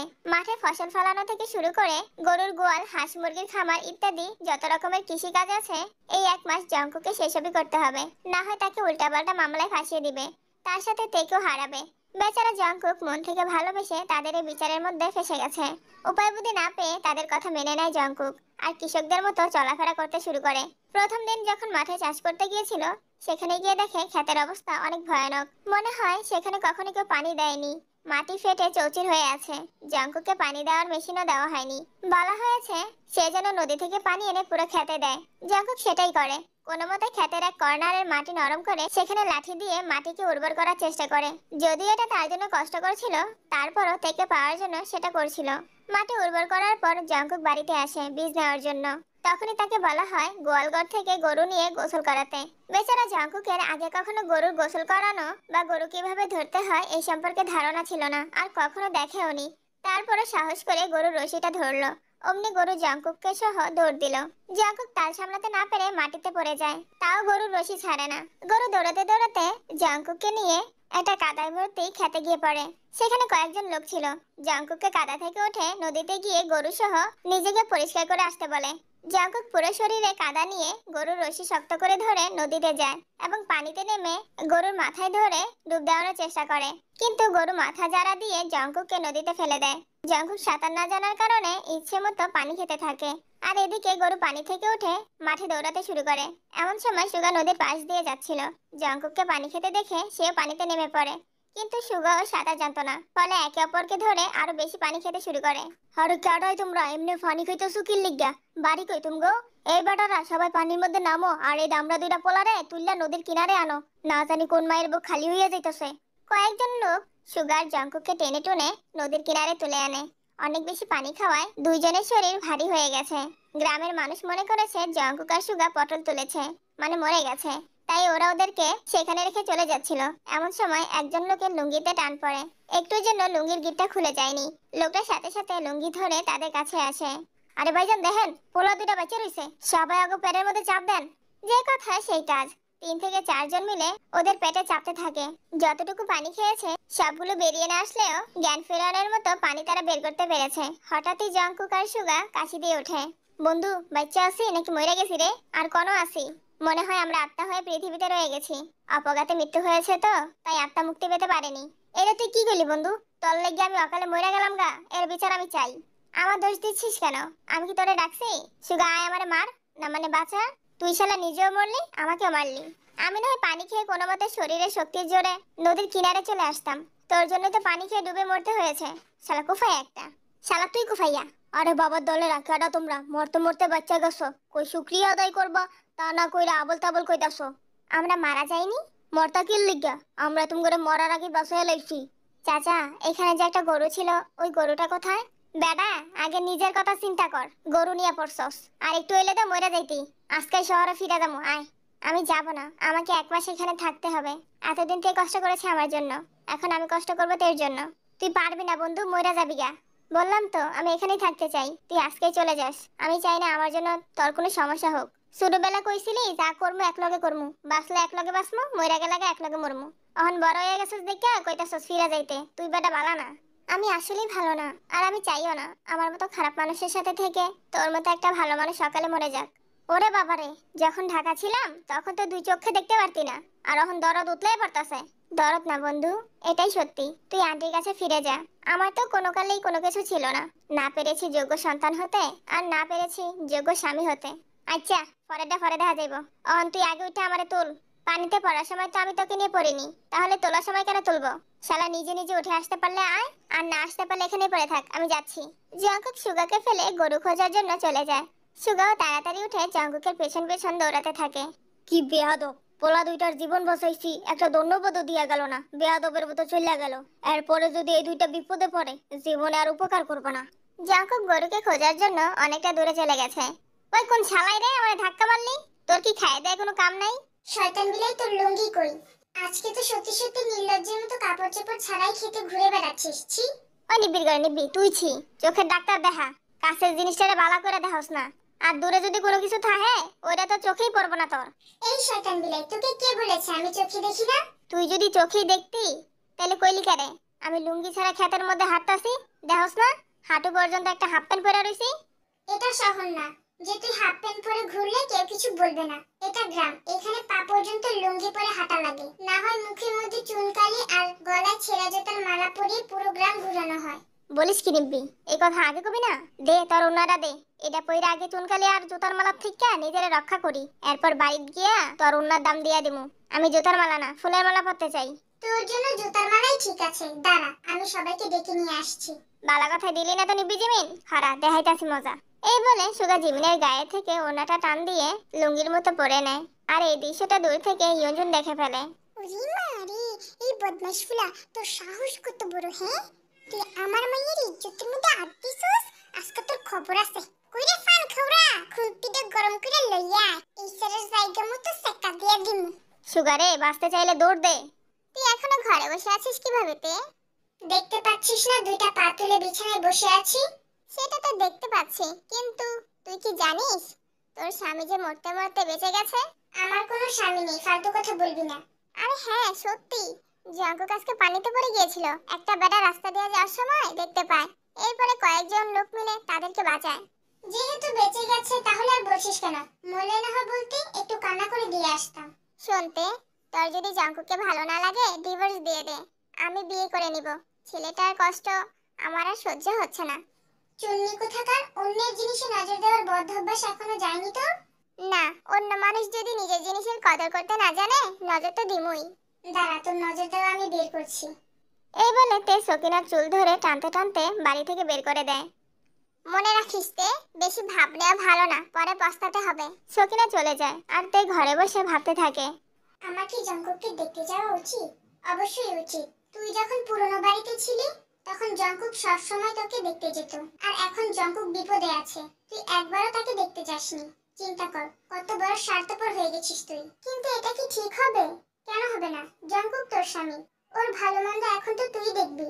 সত্যিই তো আমাদের এখন ডিভোর্স হয়নি, জঙ্কুকের বউ হিসেবে ওকে দেখতে যাওয়া আমার স্ত্রীগত অধিকার। এরপর তে জঙ্কুককে দেখার জন্য বের হয়। আর এদিকে জঙ্কুক গরু খুঁজতে খুঁজতে একটা বাড়ির পাশ দিয়ে যাচ্ছিল। তখনই ওই বাড়ি থেকে ঝগড়ার আওয়াজ আসে। জঙ্কুক কৌতূহল নিয়ে বাড়ির গেটের ভেতর উকি দেয়, আর সাথে সাথে তার মাথায় একটা বাড়ি পড়ে। দূর শালা, কি কপাল আমার, আজকে যেখানে যাচ্ছি সেখানেই শুধু মার খাচ্ছি। মাথার মধ্যে বাড়িটা কে মারলো, শালা না শালি? শরীরে কত জোর, সব শক্তি দিয়ে মনে হয় মাথায় বাড়িটা মেরেছে। এবার মনে হয় সত্যি মরে যাব। এই বলে জঙ্কুক মাথা ডলতে ডলতে সামনে এগিয়ে যায়, আর তখনই তের সাথে দেখা হয়। জঙ্কুকের এখন বর্তমান অবস্থা রাস্তায় থাকা পাগলের মতো হয়ে আছে। তে প্রথমে জঙ্কুককে চিনতে পারে না, কারণ জঙ্কুক সবসময় পরিপাটি হয়ে থাকতো, কিন্তু এখন শরীরে কাদার পানি আর ময়লা লেগে অদ্ভুত এক চেহারা হয়ে গেছে। এই পাগল ছেলে, এদিক দিয়ে কোনো সাদা চামড়ার ছেলেকে যেতে দেখেছিস? জঙ্কুক অবাক হয়ে শুধু তের দিকে তাকিয়ে আছে। কি হলো, বলছিস না কেন? দেখেছিস কিনা বল। এবারে জঙ্কুক কিছু বলে না, শুধু তাকিয়ে থাকে। শালা বুবা কোথাকার, পাছায় এমন লাথি দেবো না গড় গড় করে মুখ থেকে সব কথা বেরিয়ে আসবে। ভালো কথা, তুই তো এই গ্রামের না, কোথা থেকে এসেছিস? জঙ্কুক তের দিকে তাকিয়ে ভাবছে, সামান্য ময়লা আবর্জনায় তার শরীরটা নোংরা হয়ে আছে বলে তার বউ তাকে চিনতে পারছে না। তে রেগে জঙ্কুককে ঠাস ঠাস করে দুইটা থাপ্পড় মেরে বকতে বকতে চলে যায়। জঙ্কুক নিজের দুই গালে হাত রেখে বলল, ছি জঙ্কুক ছি, এই দিন দেখার জন্য বুঝি এত পড়াশোনা করেছিস? যখন প্লে বয় ছিলি তখনই তো ভালো ছিলি, কেন যে সিরিয়াস ভাবে প্রেমে পড়তে গেলি? এখন তো তোকে প্লে বয় কম, জোকার বেশি মনে হচ্ছে। চিন্তা করো না তে সুন্দরী, প্রত্যেকটা থাপ্পড়ের হিসাব আমি ভয়ঙ্কর আদরের মাধ্যমে নিব। এই বলে জঙ্কুক মাথা চুলকাতে চুলকাতে সেখান থেকে চলে যায়। মা, ছেলেটাকে আর কত শাস্তি দিব? চেহারাটা দেখেছো, একদম গরিবের বাচ্চার মতো হয়ে গেছে। দেখে মনে হচ্ছে কত বছর ধরে খায় না, গোসল করে না। হ্যাঁ রে ঝন্টু সোনা, তোর ছেলের জন্য খুব চিন্তা হচ্ছে তাই না? চিন্তা করিস না, আমার ঘন্টু এত সহজে হেরে যাবে না, একটু পর গোসল করে হিরো সেজে আসবে দেখিস। ওই বুড়ি, আর একটাও কথা কইবা না তুমি। যদি কইছো তাহলে মুখের মধ্যে সুপার গ্লু লাগাই দিমু, না মানে সুপার গ্লু। এই চিংড়া, তোর সাহস হলো কিভাবে আমার মুখের মধ্যে গু লাগানোর কথা বলা? জিরা সত্যি হিরেই কইছি। কি করবা তুমি? তোমার বাড়ির থেকে বাইর করে দিবা? হ দাও, আমার কোনো সমস্যা নাই, দাও, থাকবো না এনো। শালা বন্ধুই তো বড় হয়ে গেছে, তুমি আর কি। দেখো বাবা, রাগ করো না, পরিস্থিতি তো বুঝতেই পারছো। দূর মিয়া, আপনি আর কথা কইেন না। কেটাই কইছে আপনার এত বড় লোক হইতে? আপনি থাকবেন সিঙ্গেল, আর বড় ভাইয়ের বোর পিছন পিছন ঘুরবেন, নজর দিবেন, ভাই আর ভাবির মধ্যে ঝগড়া লাগানোর চেষ্টা করবেন। আপনি কি আর এমন দামড়া পোলার বাপ হইতে চাইবেন? বেয়াদব ছেলে, তুমি এখনই আমার বাড়ি থেকে বেরিয়ে যাও। মানে সরি আঙ্কেল, আজকে রাতে এখানে থাকতে দিন। এই অবস্থায় যদি বের হই তাহলে তো মেয়েরা আমাকে তুলে নিয়ে যাবে। তুমি বের হবে এখান থেকে? না বাইর হইলে কি করবেন? যেটা পরে আছো সেটাও খুলে ফেলবো। না থাক, আমি যাইতাছি গা। তবে আপনার ব্যবহারটা ভাল লাগছে, খুব ভাল লাগছে। সুগা নিজের ইজ্জত বাঁচানোর জন্য জেহুপের বাড়ি থেকে চলে আসে। এদিকে জঙ্কুক অনেক কষ্ট করে গরুটাকে খোঁজে, গোয়াল ঘরে এনে বাঁধে। এরপর নিজের শরীরের ভেজা কাপড় খুলে ছোট একটা হাফ প্যান্ট পরে কাপড়গুলো শুকাতে দেয়। এমন সময় জিমিন আসে। কি ব্যাপার বোনের জামাই, খুব বেশি কষ্ট হচ্ছে? না কষ্ট হবে কেন, অনেক ভালো লাগছে। ও আচ্ছা, তাহলে তো ভালোই, একলা একলা গোয়াল ঘরে পড়ে থাকো। আমার বন্ধু একলা থাকবো কেন? আমি কি মরে গেছি কেন নাকি? তোর কথা তো ভুলেই গিয়েছিলাম, তোরা দুইজন মিলেমিশে এই গোয়াল ঘরে পড়ে থাক, আমি যাচ্ছি। ওই নিব্বি, খারাপ কই যাস? তুইও থাক। আজব তো, আমি এখানে থাকবো কেন? এতক্ষণ থাকতে পারছস, আর আমি আয়া পড়ছি দেখা এখন থাকতে পারবি না? আমি আওনি কি তোকে প্রেম লীলার মধ্যে বাধা পড়ছে? এই বিলাই, তুই কি গরুর গোবর খেয়েছিস নাকি? কথাবার্তা এমন করে কেন বলছিস? তো আর কেমনে কমু, আমার লাগে ফষ্টি নষ্টি করে এখন আমার বিয়েটা বন্ধুর লাগে পিরিত করতে আইছস? কিরে বিলাই, জঙ্কুকের সাথে কথা বললে তোর জলে? তুই আমার এমন কিছু লাগস না যে তুই কারোর সাথে কথা কইলে আমার জ্বলবো। জিমিন, ও যেহেতু নিজে থেকে জ্বলতে চাচ্ছে না, তুমি একটু আগুন এনে ওর পিছনে লাগিয়ে দাও, তাহলে একদম জ্বলে পড়ে বারবিকিউ হয়ে যাবে। তখন তুমি আর আমি বসে মজা করে খাবো। ওই দেখো মির্জাফরে কয় কি, অল লেগে আমি আমার বিলাসিতা জীবন ছাইরা দিয়া ফকিনি মার্কা গ্যারামে আইছি, আর তুই শালা কিনা একটা মাইয়ারের সাথে পাইয়া আমারে খাইয়া লাওনের চিন্তা ভাবনা করতাছস। বদদুয়া দিলাম, তখন রুচির মধ্যে দুর্ভিক্ষ পড়ব। আমি তো একটা হিসাব কিছুতেই মিলাইতে পারতাছি না। তোর শালা এত অধপতন হইছে কেমনে? তুই না শহরে খালি মাইয়া গড়ে টাকা খাওয়াইতি, এখন গ্রামের মাইয়া গড়ের দিকে কেমনে নজর দেস? সুগা বেশি হয়ে যাচ্ছে কিন্তু। হ, সত্যি কথা সবসময় বেশি বেশি লাগে। আচ্ছা বাদ দে। জিমিন শোন। এই শয়তান বিলাই, আমি কি তোর বোন লাগি? আমাকে এরকম মূর্খের মতো ডাকিস কেন? তুই আমার বোন না, খালা লাগস। এখন যা, গোস দিয়া ভাত লই আয়, অনেক খিদা লাগছে। অসভ্য মূর্খ বিলাই, মুখের ভাষা ঠিক কর। তোকে আমি ভাত খাওয়াবো না, উষ্টা খাওয়াবো। এই নে খাস। কেন যে পাকনামিগুলো করতে যাস? কি দরকার ছিল মেয়েটাকে খালা বলার? তো কি কইতাম আম্মা? বউ বলবি বউ। আর বোনরে বিয়া কইরা আজকে তোর এই অবস্থা। আমি জানি না হই না একই ভুল কেমনে করতাম ক? জীবনও আমি এমন ভুল করতাম না। কালকা সকালে মুরগায় ডাক দেওয়ানোর আগেই চোরের মতো এই গ্রাম থেকে পলায় যামুগা। তুই আমাকে একা ফেলে চলে যাবি? হ যামু, কারণ নিজে বাঁচলে গোষ্ঠীর নাম। ওয়াদার কথা কি ভুলে গেছিস? আরে রাখ তোর ওয়াদা, আগে নিজে বাঁচা লই, পরে সবকিছু। এই বলে সুগা গোয়াল ঘরে ঘুমানোর জন্য খেরকোটার মধ্যে শুয়ে পড়ে। আর জঙ্কুক বসে বসে মশা মারে। এতক্ষণ তে দূর থেকে সবকিছু শুনছিল আর দেখছিল। জঙ্কুকের অবস্থা দেখে তের খারাপ লাগলেও সে কিছুই করে না। জঙ্কুককে এই শিক্ষাটা দেওয়া দরকার ছিল। সবসময় টাকার বড়াই করত, কাউকে মানুষ বলে মনে করত না। তাই তাকে বাস্তবের জীবন সম্পর্কে ধারণা দেওয়ার জন্য তে নিজেকে কঠিন পাথরের ন্যায় শক্ত করে ফেলেছে। পরের দিন সকালবেলা জঙ্কুক আবারও নদী থেকে পানি এনে জমির আরেকটা কর্নার ভিজিয়ে লাঠি দিয়ে উর্বর করে। বলতে গেলে পূর্ব আর পশ্চিম দিকে দুইটা কর্নার জঙ্কুক উর্বর করে। ধুর, আজকে বীজ আনতে ভুলে গেছি, যাই গিয়ে নিয়ে আসি। জঙ্কুক বীজ আনার জন্য বাড়িতে যায়। কিছুক্ষণ পর জমিতে এসে দেখে যে জায়গায় জঙ্কুক মাটিগুলো উর্বর করে রেখে গেছে ঠিক সেই জায়গাতেই কেউ একজন হাগু করে রেখে গেছে। কোন হারামিরে এই কাজটা করলি? কালকে দেখবি তোর এক মাস আর কোনো হাগা হবে না, বদমাশের দলেরা। কত কষ্ট করে মাটিগুলো আমি নরম করেছি, তোদের কি ওয়াশরুম ছিল না? এখানে এসে এসব করতে হলো? কিছুটা দূর থেকে একটা বাচ্চা ছেলে বলে উঠলো, এসেছি নেংটু, যাবো নেংটু, আমি হলাম বান্টু, হাগু করেছি একটু। তাই বলে বদদুয়া দিয়ে লাগাই দিবি নাকি আমার পেটের ভিতর গিট্টু? তার মানে শালা তুই করেছিস সেই কাজ? দাঁড়া, তোর হাগা আমি বের করছি। এই বলে জঙ্কুক বান্টুকে একটা লাঠি নিয়ে দৌড়ানি দেয়। এই বান্টু, দাঁড়া, দৌড়াচ্ছিস কেন? দেখো না আপু, এই বদমাস ছেলে জমিতে হাগু করতে বসেছিল। আমি দেখে ফেলেছি বলে আমাকে কিভাবে মারতে আসছে। আপনি শেষ পর্যন্ত খোলা মাঠে? ছি, ভাবতে আমার লজ্জা করছে। এই মেয়ে, এত ছিছি করো না তো। সব নষ্টের মূল তুমি। ইচ্ছে তো করছে তোমাকে আমি। কি থামলেন কেন, বলুন আমাকে কি? কিছু না। দুপুরবেলা জমিতে কি করো? কি আর করব, পাশের গ্রামের মেম্বারের ছেলে ইউনো, মানে আমার ভুয়া স্বামী আসার কথা ছিল। শোনোতে, ওকে একদম স্বামী বলে সম্বোধন করবে না। কেন, আপনার কি জ্বলে? আমার জ্বলে না, আমি জ্বালাই। তাই বুঝি। তা আপনি এখানে ক্ষেতের মধ্যে বসে খড়কুটা জ্বালান, আমি ওনার সাথে একটু প্রেম করে আসি। লা লা লা লা। এই মেয়েটা না কিছুদিন আগেও বোকা ছিল, এখন এত চালাক হলো কিভাবে? ও কি ইচ্ছে করে আমাকে এক মাসের জন্য এই শাস্তিটা দিয়েছে? এসব কিছু কি ওদের কোনো বুদ্ধি, যেমন আমরা মিলে করেছিলাম? যদি এমনটা না হয় তাহলে ওর তো আমার জন্য একটু হলেও মায়া লাগতো, কষ্ট হতো। আমি কি বোকার মতো কাজ করছি? আমার কি চলে যাওয়া উচিত? হ্যাঁ, আমি চলে যাব। গাদার মতো এখানে খাটতে পারবো না। ওর মতো মেয়ের জন্য আমি কেন আমার সুন্দর জীবন নষ্ট করব? পাপা যে 99টা মেয়ে দেখিয়েছিল, ওদেরকে বিয়ে করে ওকে দেখিয়ে দিব জ্বলন আর জ্বালানো কাকে বলে। এই বলে জঙ্কুক মাথার গামছা খোলার বদলে বেখেয়ালি ভাবে নিচের লুঙ্গি খুলে হাঁটতে শুরু করে। কপাল ভালো নিচে হাফ প্যান্ট ছিল। তো যাই হোক, জঙ্কুক তো রেগে মেগে লুঙ্গি খুলে হাঁটছে, আর রাস্তার মানুষেরা জঙ্কুককে দেখে হাসছে। আর এদিকে সুগা জিমিনের থেকে যে ওড়নাটা নিয়েছিল সেটা দিয়েই নিজের ইজ্জত রক্ষা করছিল। হঠাৎ জঙ্কুকের এই অবস্থা দেখে নিজের হাসি আটকে রাখতে পারলো না। হাসতে হাসতে জঙ্কুকের কাছে এসে বলল, কিরে ভাই, তোর এই অবস্থা কেরে? উপর দিয়া ফিটফাট আর নিচে দিয়া সদরঘাট। জঙ্কুক সুগার কথায় নিজের দিকে তাকিয়ে লজ্জায় পড়ে যায়। সাথে সাথে সুগার থেকে ওড়নাটা নিয়ে নিজে পরে নিল। ওই বেটা, কামনা করলি কি তুই? তোর ইজ্জত বাঁচানোর লাগি আমার ইজ্জত খেয়ে দিলি? কাল রাতে তুই তো বলেছিলি নিজে বাঁচলে গোষ্ঠীর নাম। জঙ্কুক কথা শেষ করে শেষ বাজাতে বাজাতে চলে যায়। আর সুগা লজ্জা পেয়ে সেখানেই বসে পড়ে। তখনই পাশ দিয়ে কিছু মেয়ে শাক তুলে যাচ্ছিল। সুগাকে এই অবস্থায় দেখে তারা ইচ্ছে মতো লজ্জাময় কথা বলছিল। বেটার পুরা শরীর এত সাদা, না জানি ভবিষ্যৎ কত সাদা। এ সব মেয়ের দলেরা, তবে কি গরব বাব্বাই নাই? তোরা একটা পোলারে অসহায় পাইয়া এমন লজ্জাজনক কথা কইতাছস কেরে? পিছন থেকে জিমিন বলে ওঠে, ওদের ঘরে বাপ ভাই তো আছেই, জামাই নেই, বুঝেছিস? এর জন্য তোর সাথে এমন করছে। এই মেয়েদের দলেরা, দাঁড়িয়ে আছিস কেন? ওকে চ্যাংদোলা করে তুলে নিয়ে আয়। শহর থেকে এসেছে এখানে ভন্ডামি করতে, ওর ভন্ডামি করার মজা বুঝিয়ে দিব। যেই বলা সেই কাজ। সুগাকে সব মেয়েরা চ্যাংদোলা করে তুলে নিয়ে যায়। এদিকে জেহব তার মায়ের সাথে কথা বলছিল। এমন সময় আরেমার জিন আসে। মা, কেমন আছো তুমি? আরে মা, মন্টু বাবা, এতদিন পর মায়ের কথা মনে পড়লো। কেমন আছেন শাশুড়ি মা? এই মেয়ে, তুমি আমার সাথে একদম কোনো কথা বলবে না। 15 বছর হয়ে গেছে, এখনো আপনার রাগ কমেনি? তোমার মতো গরিবের মেয়ের উপর আমি রাগ করে থাকবো কেন? আমার রাগের কি কোনো মূল্য নেই? তাছাড়া তোমাদের শাস্তি আমি অনেক আগে দিয়ে দিয়েছি। মা, আপনি কি বলছেন এসব? মনে আছে 15 বছর আগে বলেছিলাম তোমাদের সন্তান মারা গেছে?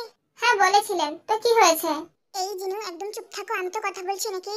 হ্যাঁ রে মন্টু, শোন। সেদিন তোদের বাচ্চা মারা যায়নি, অন্যজনের মরা বাচ্চাকে এনে তোর বউয়ের কেবিনে রেখে দিয়েছিলাম, আর তোদের মেয়েকে আমি নিয়ে এসেছিলাম। কি বলছো মা, আমার মেয়ে বেঁচে আছে? তাহলে এখন কোথায় আছে, আর এতদিন কোথায় ছিল? এই মন্টু, এত অধৈর্য হয়ে যাচ্ছিস কেন? আমার কথা কি শেষ হয়েছে নাকি? আমাকে আগে শেষ করতে দে। আপনার কথা শেষ করা লাগবে না, আপনি শুধু এটা বলেন আমার সন্তান কোথায় আছে। এই জিনু, আর একটাও যদি কথা বলো না, তাহলে তোমাকে আবারও 15 বছরের জন্য দেশ ছাড়া করে দিব।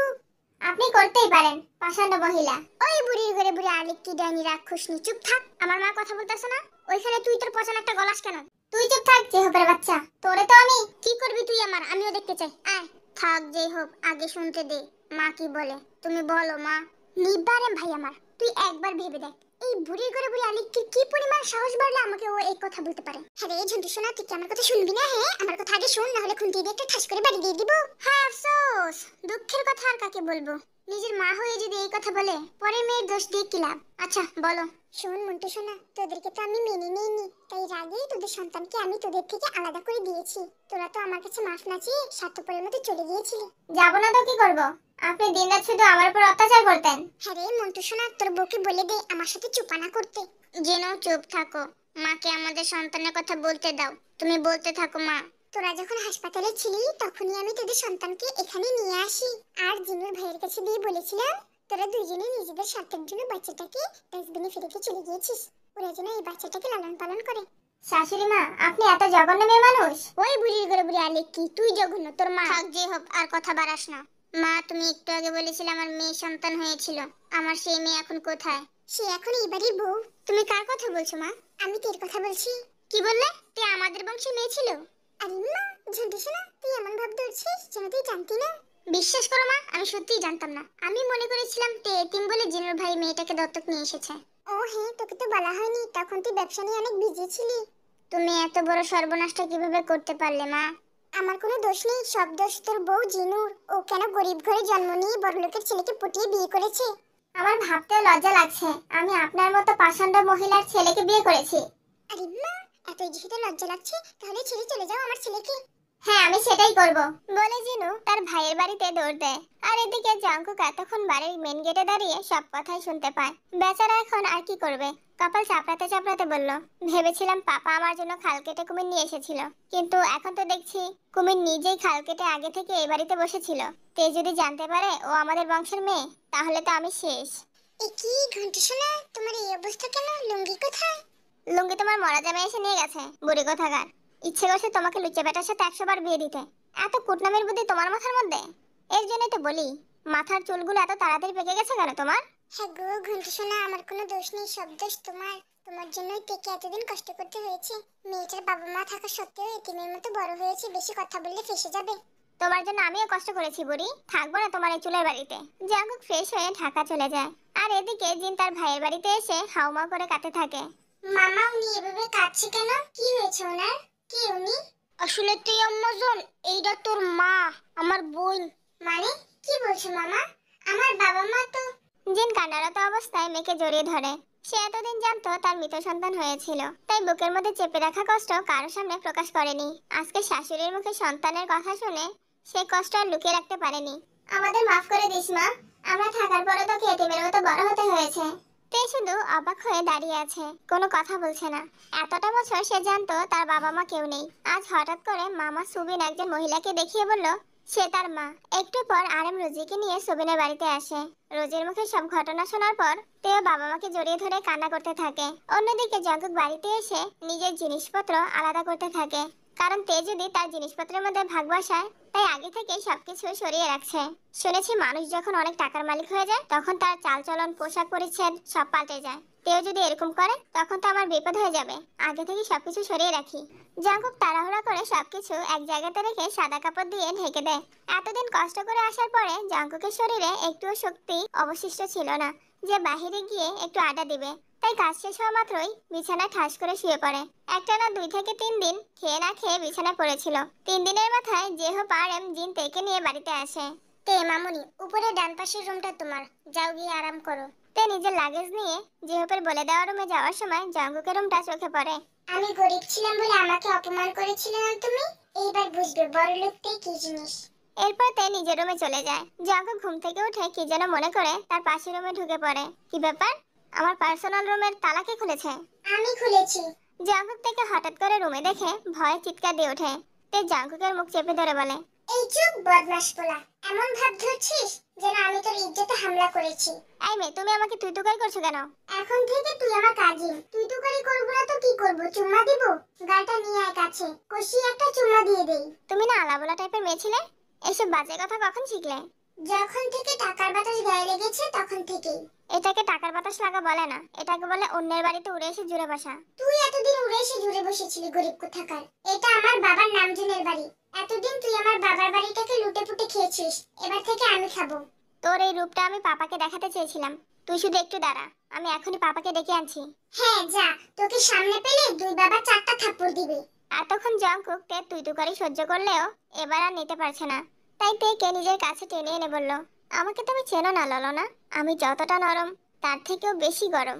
আর একবার যদি গরম হয়ে যায় তাহলে সামলাতে পারবে না, মাইন্ড ইট। জাঙ্কুক তাকে বিছানায় ছুঁড়ে ফেলে রুম থেকে বেরিয়ে যায়। মিস্টার জঙ্কুক, তুমি যদি গরম হতে পারো আমিও বরফের মতো ঠান্ডা হতে পারি। তোমাকে যদি অতিরিক্ত গরম বানিয়ে বোমার মতো না ফাটিয়েছি তাহলে আমার নামও তেনা। এরপর কেটে গেল 3 দিন। তে নিজের বাবা মাকে পেয়ে তাদের সাথে অনেক সুন্দর সময় কাটায়। হঠাৎ একদিন একটা ছেলে জাঙ্কুকদের বাড়িতে আসে। যেই হোক আঙ্কেল, আপনার বদমাশ ছেলেকে বলুন আমার বউকে ফিরিয়ে দিতে। ভাতিজা, মাথা ঠান্ডা করো। আমি মাথা ঠান্ডা করতে পারবো না আঙ্কেল, আপনার বদমাশ ছেলেকে বলুন আমার বউ ফিরিয়ে দিতে। না হলে না হলে তুই কি করবি শালা বেগুনের বাচ্চা? তোর বউকে আমি নিয়ে যাব। পারলে নিয়ে যা। আরে জান, তুমি এসেছো, আমি জানতাম তুমি আমাকে নিয়ে যাওয়ার জন্য ঠিক আসবে। দেখো না, এই রাক্ষসটা আমাকে খাঁচার মধ্যে বন্দি করে রেখেছে। বোগাম তের কথা শুনে হাঁ করে তাকিয়ে আছে। সে তো এই মেয়েটাকে চিনেই না, এর আগে কখনো দেখেও নি। তাহলে মেয়েটা তাকে কেন জান বলছে আর এরকম ব্যবহারই বা কেন করছে? এই মেয়ে, তুমি আমাকে এসব কি বলছো? আমি তোমাকে... আরে জান, রাগ করছো কেন? ভয় পেও না, ও কিছু করতে পারবে না আমাদের। কি রে বেগুনের বাচ্চা, তোর বউ না অন্য কেউ ছিল? তে কবে থেকে হলো? যবে থেকেই হোক না কেন, আমার বউকে ফিরিয়ে দে। আগে বল, আমার বউ তোর বউ হলো কিভাবে? সেটা তোকে জানতে হবে না, তুই গিয়ে পার্টি কর আর মেয়েদের পিছনে টাকা উড়া যা। দেখো মেয়ে, আমি তোমাদের স্বামী স্ত্রীদের মধ্যে আসতে চাই না। তোমার স্বামীকে বলো আমার বউকে আমায় ফিরিয়ে দিতে। দিব না তোর বউ, কি করবি তুই? বেগম তের হাত ধরে টেনে নিয়ে যেতে থাকে। তে ভেবেছিল ছেলেটা ভালো, তাই এতক্ষণ একটু জঙ্কুককে জ্বালানোর জন্য এভাবে কথা বলছিল। কিন্তু যখন থেকে টেনে নিয়ে যাচ্ছে তখন সে বুঝতে পারে এটা কোনো সাধারণ ছেলে নয়, ও একটা গুন্ডা। এই জঙ্কুক, তোমার বউকে একটা গুন্ডা নিয়ে যাচ্ছে, বাঁচাও আমাকে। সরি, অন্যের জানকে আমি বাঁচাতে পারবো না। ভালোবাসায় বাধা দিলে পাপ হয়, জানো না? যাও, ওর সাথে তুমি ভালো থাকবে। টাটা। শয়তান, তুই আমাকে বাঁচাবি না। না শয়তানি, আমি তোকে বাঁচাবো না। তোর আঙ্কেলের সাথে একটু ঘুরে আয়। ও আমার আঙ্কেল না, তোর আঙ্কেল। বেগম তেকে বাড়ি থেকে টেনে রাস্তায় নিয়ে আসে। ততক্ষণে জাঙ্কুক নিজের রুমে চলে গিয়েছিল। হঠাৎ বারান্দায় গিয়ে দেখে ছেলেটা থেকে ঠাস ঠাস করে মারছে। জাঙ্কুকের পায়ে রক্ত মাথায় উঠে যায়, তাই দৌড়ে এসে বোগামকে একটা জোরে লাথি মারে। যে লাথি খেয়ে বোগাম তার বউয়ের কাছে গিয়ে পড়ে। আসলে জাঙ্কুক যখন ঢাকায় ছিল তখন বোগাম জাঙ্কুকের বান্ধবীর ফ্যামিলিতে প্রেসার দিয়ে তাকে বিয়ে করে। মেয়েটা জাঙ্কুককে পছন্দ করত আর মেয়েটাকে ভালোবাসতো বোগাম। যখন বোগাম জানতে পারে মেয়েটা জাঙ্কুককে পছন্দ করে তখনই বিয়ে করার সিদ্ধান্ত নেয়। কিন্তু বিয়ের পর মেয়েটা যখন জাঙ্কুককে সবকিছু বলে দেয় তখন জাঙ্কুক বিয়ে পড়ানো শেষ হওয়া মাত্রই মেয়েটাকে তুলে নিয়ে আসে এবং একটা সুন্দর ফ্ল্যাটে থাকতে দেয়। আর আজকে লাথি খেয়ে বোগাম সেই ফ্ল্যাটে গিয়েই পড়ে। কথাটা অদ্ভুত লাগলেও এটাই সত্যি, কারণ কাল্পনিক স্টোরিতে সবই সম্ভব। বোগামকে লাথি মেরে পাঠিয়ে দেওয়ার পর জাঙ্কুক বাড়ি থেকে বেরিয়ে যাচ্ছিল, তখনই তে জাঙ্কুককে টেনে ধরে বলে, আমিও যাব। না, ওখানে তোমার যাওয়া যাবে না। আপনি যে আরো কয়েকটা বিয়ে করে রেখেছেন সেটা কি ফাঁস হয়ে যাবে নাকি আমি ওখানে গেলে? হ্যাঁ, হলে হবে, আমি যাব। বললাম তো যাবে না। যাব বলেছি মানে যাব, না হলে তুমিও যেতে পারবে না। এই, তোর কি মাথার তার ছেঁড়া আছে নাকি? একবার তুই একবার তুমি একবার আপনি বলে ডাকছিস। শয়তান বেটা, তার তো তোর ছেঁড়া। তুই কোন সাহসে আমাকে তুই তুকারি করিস? আমি তোর থেকেই শিখেছি। একদম মিথ্যা কথা বলবি না জঙ্কুক। শালি, তুই আবার আমার নাম ধরে ডাকছিস? হ্যাঁ ডেকেছি, বেশি বাড়লে কিন্তু সম্পত্তি পাবে না। ধুর, সম্পত্তির খাতায় আগুন, আমার দরকার নেই অপয়া সম্পত্তির। সম্পত্তি অপয়া না, তুই তে বাকি কথাটা শেষ করতে পারলো না। জাঙ্কুক তার ঠোঁটে কিস করে বসে। আর একটাও কথা বললে না করা বাসাটা আজকে করে ফেলবো। জাঙ্কুক থেকে বাড়ির ভেতরে ধাক্কা দিয়ে ফেলে চলে যায়। এমন সময় জিমিন থেকে ফোন দেয়। একদম সঠিক সময়ে ফোন দিয়েছিস। তোর কাছে কি সুগা ভাইয়ের নাম্বার আছে? হ্যাঁ আছে তো। তাহলে তাড়াতাড়ি দে। কেন, কোনো সমস্যা হয়েছে? সেটা পরে বলছি, আগে নাম্বারটা দে। 019 ... তে জিমিনের থেকে সুগার নাম্বার নিয়ে সুগাকে ফোন দেয়। 3 ঘন্টা পর জঙ্কুক একটা ডান্স ক্লাবে আসে। কাইলা, এখনো ডান্স করার মেয়েটা আসেনি? এসেছে, ওই দেখ।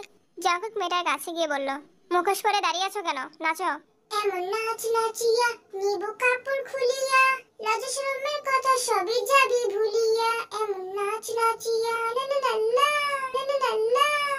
আজকে জঙ্কুক এত বেশি দুষ্টু পানি সেবন করে যে নাচ আর গানের তালে গায়ের সব কাপড়ই খুলে ফেলেছে। শুধু বিপদসীমাটা বেঁচে গেছে। সুগা জঙ্কুককে তেল কাছে দিয়ে বলল, নে বোন, তোর জামাইরে লইয়া অহনি বাইজা, নাইলে বিপদসীমার উপরেও কাপড় থাকবো না। ধন্যবাদ ভাইয়া, আপনার জন্য আজকে প্ল্যানিংটা সফল হয়েছে। আচ্ছা, অহন বাইজাও তাড়াতাড়ি। ভাইয়া পারলে একটু জিম্মির সাথে কথা বলবেন, বেচারির মনে অনেক কষ্ট জমে আছে। তে জঙ্কুককে নিয়ে বাড়িতে আসতে আসতে রাত হয়ে যায়।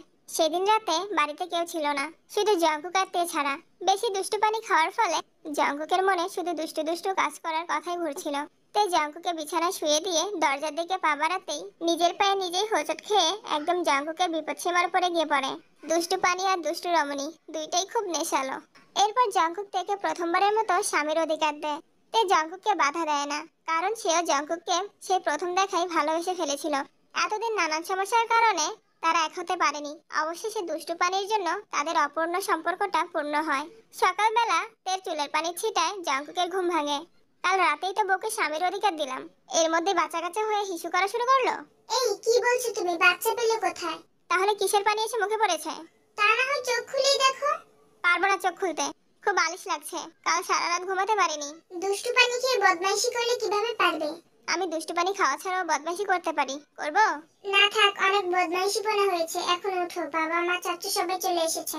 উঠতে পারি, এক শর্তে। কি শর্ত? যদি বলো তুমি আমাকে মন থেকে মেনে নিয়েছো তাহলে। আরে পাগল ছেলে, তোমাকে মন থেকে মেনে না নিলে কি কাল রাতে? জঙ্কুক তার ঠোঁটে আঙ্গুল দিয়ে তাকে চুপ করিয়ে বলল, একদম চুপ, এসব কথা তুমি বলবে না, শুধু আমি বলবো। আচ্ছা ঠিক আছে, সে না হয় বলবে, এখন ওঠো। অন্যদিকে সুগা তার মাকে নিয়ে জিমিনদের বাড়িতে যায়। শুনুন আপা, আমি জিমিনকে ছাড়া আপনাদের কাছে আর কিছুই চাই না, শুধু ওকে বিয়ে দিলেই হবে। এটা তো বালা কথা বই, হলো এজন গাফনে গো লগে আমার মাইয়ারে। তবে আমার খুব জানতে ইচ্ছা করতেছে, খালি আমার মাইয়ারে নিয়ে কি করবেন আপনি? হ্যাঁ, আপনার মেয়ে শুধু আমার হাতের রান্না টেস্ট করবে আর ঘুমাবে। ওরে মারে, এত বালা কফল আসিল নাকি? হ্যাঁ আমার মাইয়ার।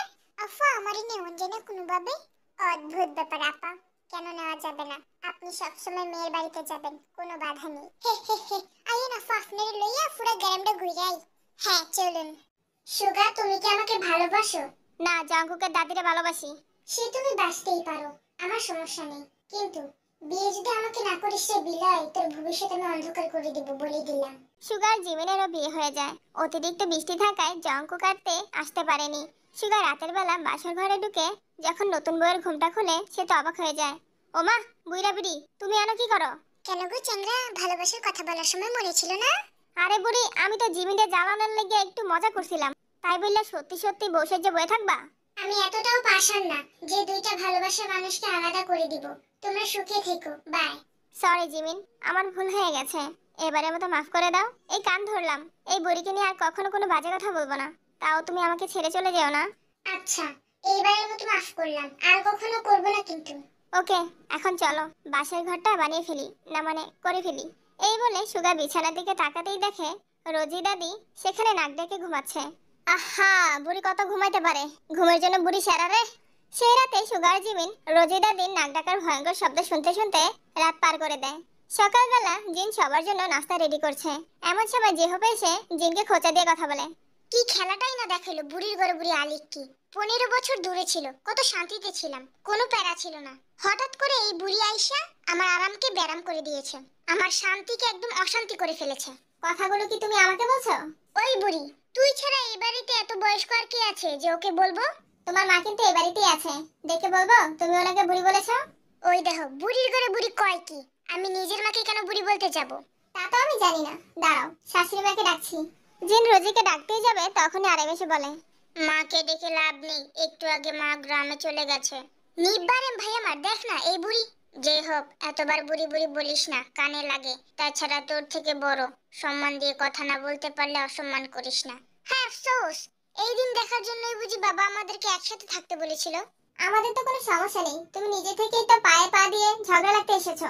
দেখ নিব্বারেম ভাই আমার, এই বুড়ি কত মিথ্যা কথা বলে, আমি নাকি ওর পায়ে পা দিয়ে ঝগড়া করি, এটা তুই বিশ্বাস করিস? একদমই না। এই বুড়ি বেটে, এই তুই আমার ভাইয়ের নামে মিথ্যা কথা বলছিস কেন? আমি নিজের চোখে দেখেছি যে হোক তোর থেকে 10 হাত দূরে থেকে কথা বলেছে। সবই আমার পোড়া কপাল। কেন যে সেদিন বিদেশের বেটাকে বিয়ে না করে তোমার মতো নিব্বাকে বিয়ে করেছিলাম কে জানে। ধুর, থাকবোই না এখানে। জিন রেগে নিজের রুমে চলে গেছে।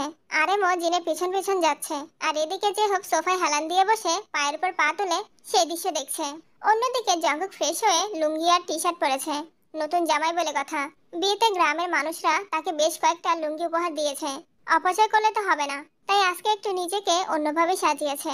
কিন্তু সমস্যাটা হচ্ছে জঙ্কুক লুঙ্গির গিট দিতে পারে না। কোনো মতে এপাশ ওপাশ বুঝে পরে বের হয়েছে। এ কি, তুমি লুঙ্গি কেন পরেছো? মাঝে মাঝে নিচে একটু হাওয়া বাতাস লাগানোর দরকার আছে বউ। তাই বলে লুঙ্গি পরবে? তোমার কি গ্রামের কথা মনে নেই? আরে রাখো তো গ্রামের কথা, এটা শহর, এখানে লুঙ্গি খুলে যাওয়ার প্রশ্নই ওঠে না। কেন? কারণ গ্রামের বাতাস অনেক দুষ্টু, আর এখানের বাতাস অনেক মিষ্টি। তোমার সমস্যা না হলেই হলো। শোনো, আজকে গ্রাম থেকে কয়েকজন মুরব্বী দাদি নানিরা আসবে, ওনাদের সামনে একটু সাবধানে থেকো। আমাকে নিয়ে চিন্তা না করে নিজেকে নিয়ে ভাবো জান। ওনারা যখন গায়ের দাগ আর স্বামীর আদর কথা জানতে চাইবে তখন কিভাবে উত্তর দিবে এটাই ভাবো। আমি একটু সুন্দরীদের সাথে মঞ্জা মেরে আসি। জাঙ্কুক রুম থেকে চলে যাওয়ার কয়েক ঘন্টা পর তে সুন্দর একটা শাড়ি পরে নিচে আসে। এতক্ষণে সবাই চলে এসেছে। এই চুকরি আমার ঘুন্টু কইরে মেয়েদের সাথে ফষ্টি নষ্টি করতে গেছে। যেতে দিলি কেন? ওকে বলিসনি আমরা আসবো? ওনারা আসবে বলেছে, কিন্তু আপনি আসবেন এটা জানতাম না। চলেই তো গিয়েছিলাম, কিন্তু ওরা তো আমার বান্ধবী হয়, একা একা চিনবে না, তাই আমিও চলে এসেছি। ভালো করেছি না বল? হ্যাঁ অবশ্যই, তুমি সব কাজই ভালো করো গ্র্যানি দুষ্ট ডার্লিং। আরে মা, ঘুন্টু শোনা, তুমি দেখছি নতুন লুঙ্গি পরে ঘুরছো। কই, আগের জন্মে তো নতুন লুঙ্গি পরতেই চাইতে না, এখন কি হলো যে লুঙ্গি পরে ঘুরছো? কারণ এই জন্মে যে নতুন বউ পেয়েছি তাই। তুমি দাঁড়িয়ে আছো কেন, বসো না। হ্যাঁ বসছি। এই চুকরি, তোর মা কোথায় রে? কেন, অপমান করতে? হ্যাঁ গো ঘুন্টু শোনা, তুমি দাঁড়িয়ে তামাশা দেখছো কেন? এই চুকরি আমার মুখের উপর চটাং চটাং করে কথা বলে কত বড় সাহস! ওর মুখে চটাং করে একটা থাপ্পড় বসিয়ে দাও। এইতে, গ্র্যানি তো ঠিকই বলেছে, তুমি ওনার মুখের উপর কথা বলে কেন? 100 বার বলবো, 1000 বার বলবো, কি করবে তুমি? কি করবে দেখবে? দাঁড়াও দেখাচ্ছি তোমাকে। এই বলে জঙ্কুক তাড়াহুড়া করে তের দিকে আসতে নিলে লুঙ্গিতে পা লেগে লুঙ্গি খুলে যায়। যাহ শালা, লুঙ্গিটা আর খোলার সময় পেল না। জঙ্কুককে এই অবস্থায় দেখে গ্রাম থেকে আসা সব দাদি নানিরা হেসে ওঠে। আর তে জঙ্কুককে বকতে বকতে নিজের রুমে চলে যায়। অন্যদিকে জিমিন কিছু একটা রান্না করার জন্য রান্নাঘরে আসে। জিমিনকে রান্নাঘরে দেখে সুগাও সেখানে যায়। কি করো জান্টুস? নাচা গানা করছি, দেখছো না? এভাবে কথা বলছো কেন, কি সমস্যা? কোনো সমস্যা নেই, তুমি যাবে এখান থেকে? যাব না। না গেলে আর কি করবি? আমার মাথার উপর দাঁড়িয়ে তুইও নাচ, আয়। ধুর, ভাল লাগে না, এত প্যারা নিয়ে কি বাঁচা যায়? এই জীবন আমি রাখবোই না। বলে সুগা সয়াবিন তেলের বোতল হাতে নিয়ে পুরো শরীরে ঢালতে থাকে। তুমি কি পাগল হয়ে গেছো সুগা? কি করছো এসব? কথা কবি না নিব্বি, মেজাজ গরম হয়ে গেছে, ম্যাচটা দে। তুমি কি নিজেকে পুড়িয়ে ফেলার চিন্তা ভাবনা করছো? বুঝতেই যখন পারছস দেরি করতাছস কেরে, দে ম্যাচটা। শরীরে আগুন লাগাইয়া মইরা যাই। এই কথাটা তুমি আমাকে আগে বলবে না? শুধু শুধু এতগুলো সয়াবিন তেল নষ্ট করছো। তুমি আমাকে বললে আমি তোমাকে কেরোসিন এনে দিতাম, ওইটাতে আগুন ভালোভাবে ধরে। একটা চটকনা দিয়া তোর ভন্ডামি বাড়ি করে দেবো। কই আমারে বাধা দিবি, কবি যেন না মরি, তা না কইয়া তুই আমার উল্টা উপদেশ দিতাছস কেমনে কোন তেল লাগাইলে তাড়াতাড়ি আগুন ধরবো। কারো মনের ইচ্ছেতে বাধা দিতে নেই, জানো না? পরে অতৃপ্ত আটটা হয়ে যায়। চুপ থাক শালি, আর একটাও কথা কবি না। তোর সাথে কথা বলতে আমার বয়ে গেছে, লুচ্চা বিলাই কোথাকার। কি কইলি তুই? আমি লুচ্চা? দাঁড়া, তোর ব্যবস্থা আমি করতাছি। কি ব্যাপার বাবু, তুমি রান্নাঘরে কি করছো? আর এতগুলো সয়াবিন তেল তোমার গায়ে কিভাবে পড়লো? শাশুড়ি মা, আমি বলছি শুনুন, আপনার ছেলে ডট ডট ডট। অদ্ভুত ব্যাপার বাবু, তোমার এত সাহস কি করে হলো? ছোট থেকে আমি তোমাকে আত্মহত্যা করবে না বলে শিক্ষা দিয়ে এসেছি, আর তুমি কি না বড় হয়ে আমার কথাকে অমান্য করলে? জিমিন, তুমি দাঁড়িয়ে আছো কেন? এই নাও, আগুন ওর গায়ে লাগিয়ে দাও। আমার হাতে যদি আগুন লাগাই তাহলে ব্যাপারটা খারাপ দেখা যাবে, তুমি লাগিয়ে দাও। ঠিক আছে শাশুড়ি মা। এরপর জিমিন সত্যি সত্যি আগুন নিয়ে সুগার কাছে যায়। সুগা ভয়ে দৌড়ে বাড়ি থেকে বেরিয়ে খোলা মাঠে চলে যায়। ততক্ষণে আমি উপস্থাপনাটা করে ফেলি। চুম্মা, হাই, একটা হাতের লাভ, আরেকটা হাতের লাভ, লাভ ফরএভার, আরেকটা চুম্মা। অন্য পড়ে গেল। কি ভেবেছো আমি চলে গেছি? আমি যাইনি। হয়ে গেছে, তাড়াতাড়ি চলো। ঝিনু আমাকে ডাকছে, আমাকে যেতে হবে। তোমরা তাড়াতাড়ি সাবস্ক্রাইব করে আমাদের পাশে থাকো।